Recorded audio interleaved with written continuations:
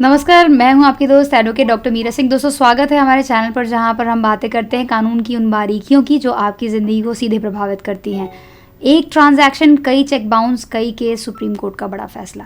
आज हम बात करने वाले हैं सुप्रीम कोर्ट के दो बेहद अहम फैसलों की, कि एक चेक बाउंस केसेस से जुड़ा और दूसरा राइट टू स्पीडी ट्रायल यानी समयबद्ध मुकदमे के अधिकार से जुड़ा हुआ है।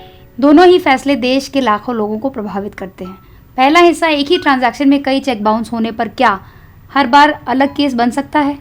सुप्रीम कोर्ट ने साफ कहा है कि अगर एक ही अंडरलाइंग ट्रांजैक्शन से कई चेक्स जारी हुए हैं और वो सब डिसऑनर हो जाते हैं तो सेक्शन 138 नेगोशिएबल इंस्ट्रूमेंट्स एक्ट के तहत हर चेक का डिसऑनर एक अलग कॉज ऑफ एक्शन बनाएगा।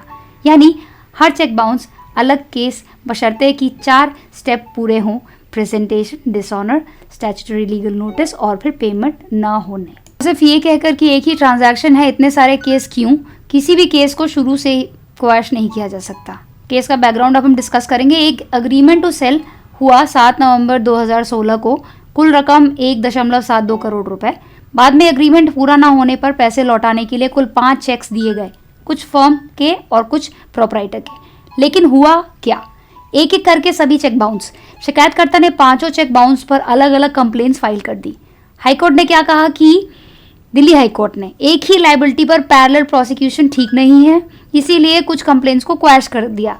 सुप्रीम कोर्ट का बड़ा फैसला। सुप्रीम कोर्ट ने हाईकोर्ट के आदेश को गलत बताया और कहा हर चेक बाउंस एक अलग ऑफेंस है।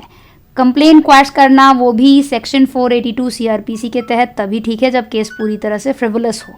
ये तय करना कि चेक ऑल्टरनेटिव था या सब्स्टिट्यूशन था, ये सब ट्रायल में एविडेंस के साथ ही तय होगा, शुरुआत में नहीं।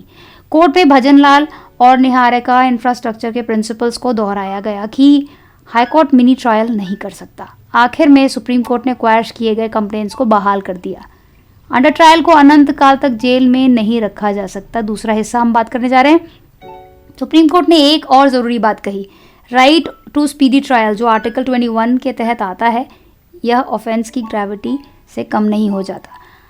ये फैसला अरविंद धाम बनाम डायरेक्टरेट ऑफ इन्फोर्समेंट केस में आया। मामला ये था कि अरविंद धाम एमटेक ऑटो के पूर्व promoter PMLA prevention of money laundering act case में जुलाई 2024 में जेल में थे। अभी तक कॉग्निजेंस नहीं हुई है। अभी तक 210 गवाह और ईडी की वजह से प्रोसीडिंग्स में कई महीने की देरी। कोर्ट ने कहा कि अगर स्टेट या एजेंसी खुद टाइमली ट्रायल सुनिश्चित नहीं कर पा रही तो सीरियसनेस ऑफ ऑफेंस का बहाना बनाकर बेल डिनाई नहीं किया जा सकता। सुप्रीम कोर्ट ने सख्त टिप्पणी दी कि लंबी प्री ट्रायल डिटेंशन असल में पनिशमेंट बन जाती है। इकोनॉमिक ऑफेंसेस एक होमोजीनियस क्लास नहीं होते, हर केस अलग होता है। मेजॉरिटी एविडेंस डॉक्यूमेंट्री है और प्रोसिक्यूशन के पास पहले से ही, इसीलिए बेल रोकने का कोई तर्क नहीं।